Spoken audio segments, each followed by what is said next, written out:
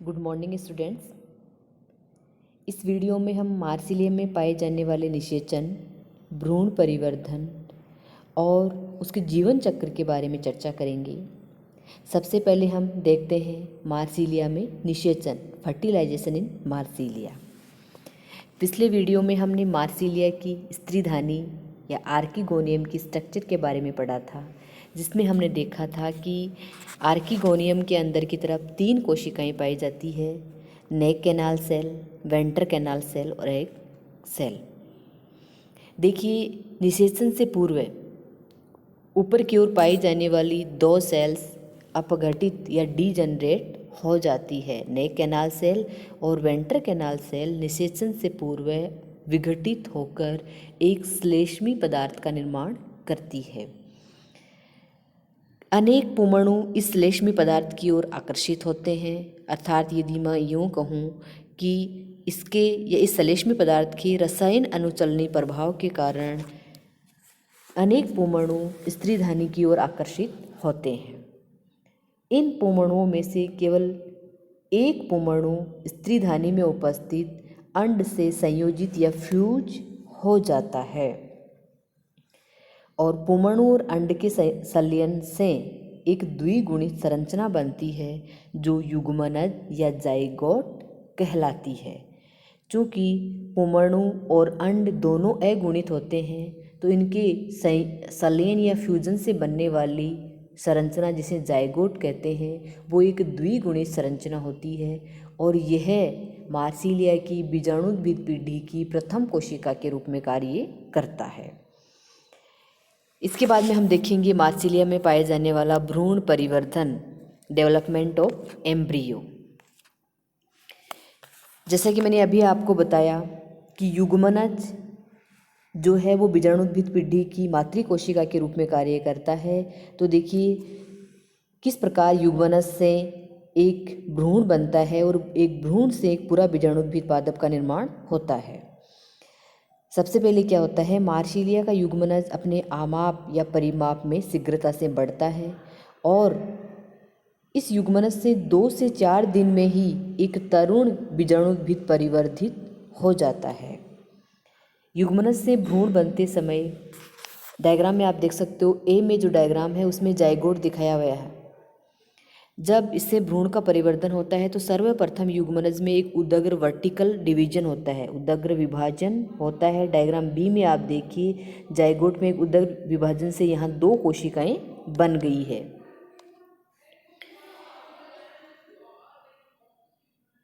इस विभाजन के पश्चात जाइगोट में जो दूसरा विभाजन या द्वितीय विभाजन होता है वो प्रथम विभाजन के अनुप्रस्थ होता है और इस विभाजन से एक 4 कोशिकीय भ्रूण या यूँ कहूँ कि एक 4 कोशिकीय चतुर्थांश भ्रूण बनता है।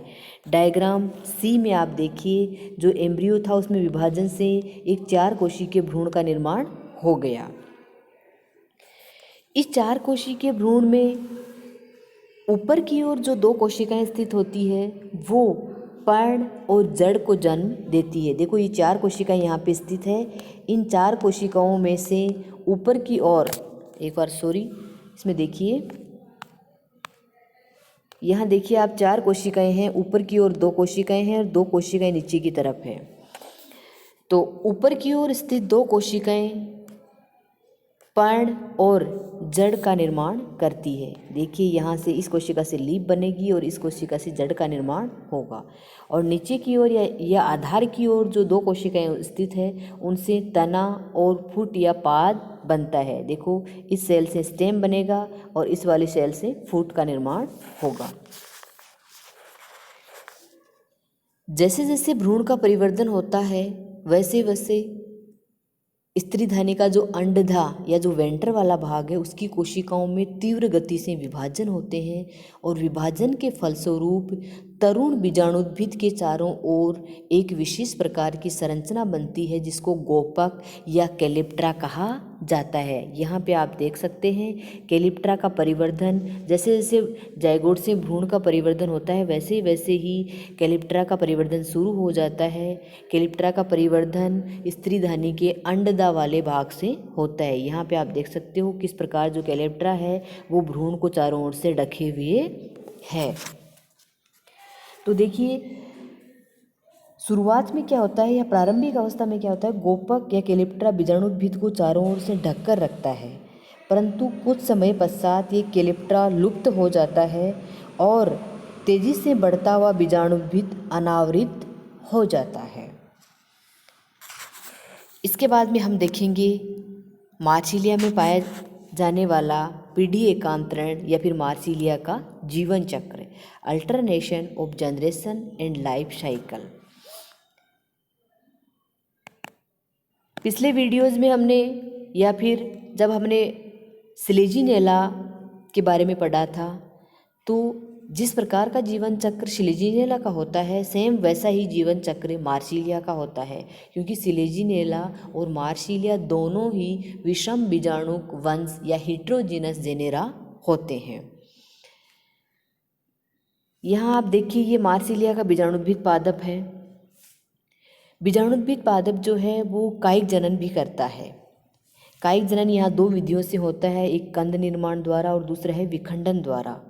तो कायिक जनन के दौरान मार्सिलिया के पादप के ऊपर कंद बनते हैं और ये कंद पुनः अंकुरित होकर एक बीजाणुद्भिद मार्सिलिया के पादप का निर्माण कर लेते हैं।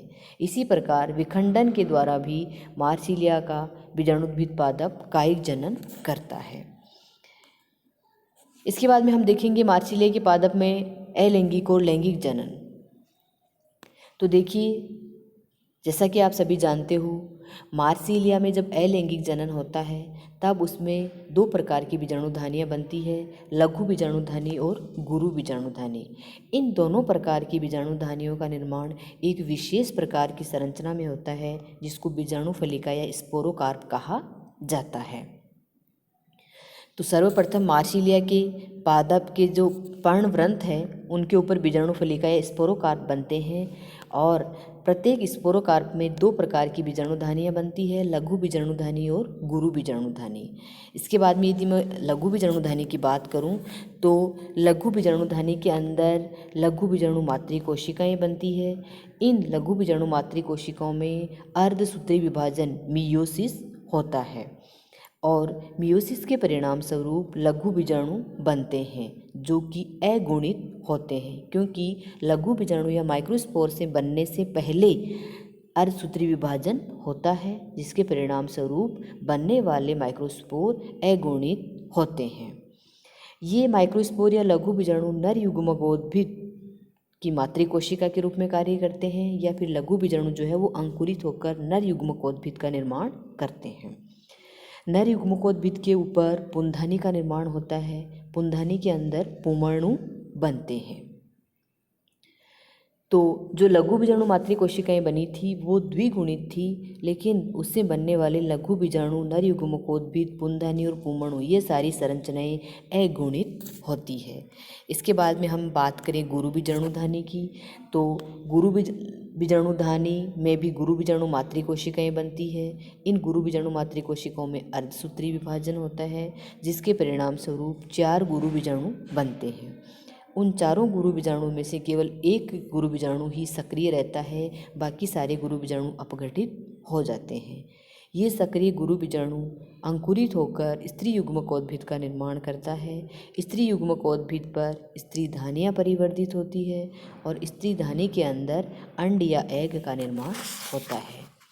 यहाँ पर भी लघु बीजाणुधानी के समान ही गुरु बीजाणुधानी और गुरु बीजाणु मातृ कोशिका ये दोनों द्विगुणित होती है, जबकि इसके बाद बनने वाली सारी संरचनाएं गुरु बीजाणु, स्त्री युग्मकोद्भिद, स्त्री धानी और अंड ये सारी संरचनाएं अगुणित या हैप्लॉइड होती है। इस प्रकार